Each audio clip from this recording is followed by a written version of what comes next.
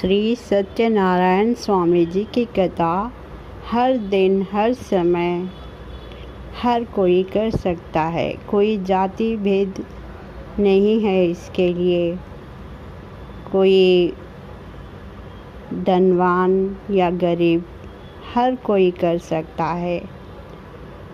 हर एक नया काम करने पर भी इस कथा को कर सकते हैं, जैसे नया घर, नया शॉप, नया मॉल या शादी में भी सत्यनारायण स्वामी जी की कथा कर सकते हैं। ये कथा अमावस, पूर्णिमा, हर महीना, हर साल को एक बार भी कर सकते हैं।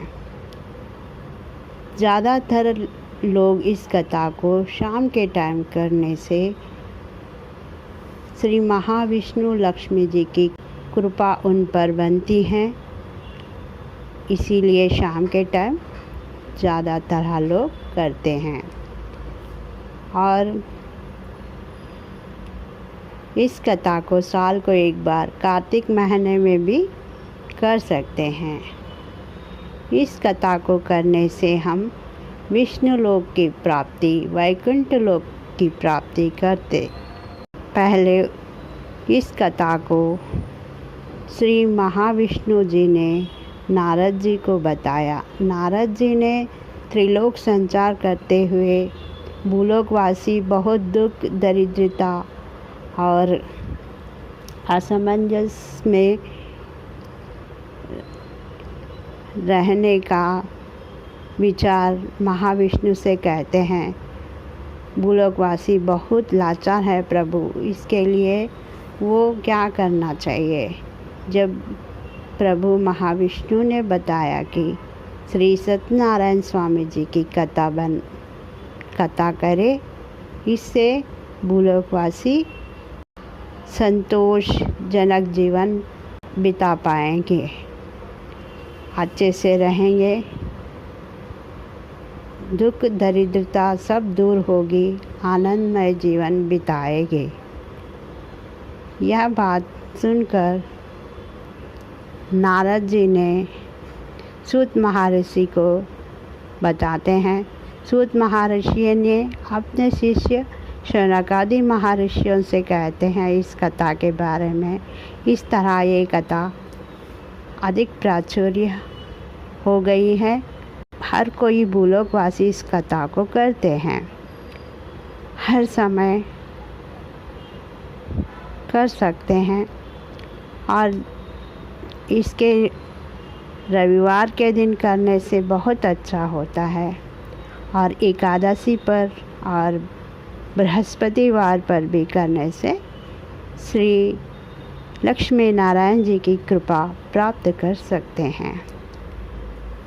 अष्ट दरिद्रता दूर होगी, जीवन में सुख संपन्न आएगी और अंतकाल में वैकुंठ प्राप्त होगी। इसीलिए इस कथा को हर मानव, हर समय, हर कोई कर सकते हैं। इसके लिए कोई लिंग भेद भी नहीं है। स्त्री पुरुष सभी लोग कर सकते हैं इस कथा को। इस कथा को करने से अष्टैश्वर्य आते हैं, जीवन में सुख समृद्धि आती है, संतोष जीवन बीतता है और हम वैकुंठ प्राप्ति मिलती है अंतकाल में। और तीर्थ प्रसाद ज़रूर लेना चाहिए। इस कथा को करके तीर्थ प्रसाद लेने से हमारे मनोकामनाएं भी पूर्ण होती है, कथा भी संपूर्ण होती है। जितना भी काम रहो, क्या भी रहो, हम तीर्थ प्रसाद ज़रूर लेना चाहिए। इस कथा को हम मन में सोचने से ही हमारा मन प्रसन्न हो उठता है। और इस कथा को हम करने के मात्र से हमारे घर में सुख, संतोष, संपन्न, समृद्धि आ जाती है और हम सब लोग जीवन में बहुत सुखी हो जाते हैं। इसीलिए इस कथा को हर कोई कर सकते हैं। जय बोलो श्री सत्यनारायण महाराज की जय। जय बोलो श्री सत्यनारायण महाराज की जय। जय बोलो श्री सत्यनारायण महाराज की जय। यह कथा विशेषतर कार्तिक मास में भी कर सकते हैं, साल को एक बार। आप सब भी सत्यनारायण भगवान की कृपा के पात्र बनिए, वैकुंठ धाम प्राप्त करिए।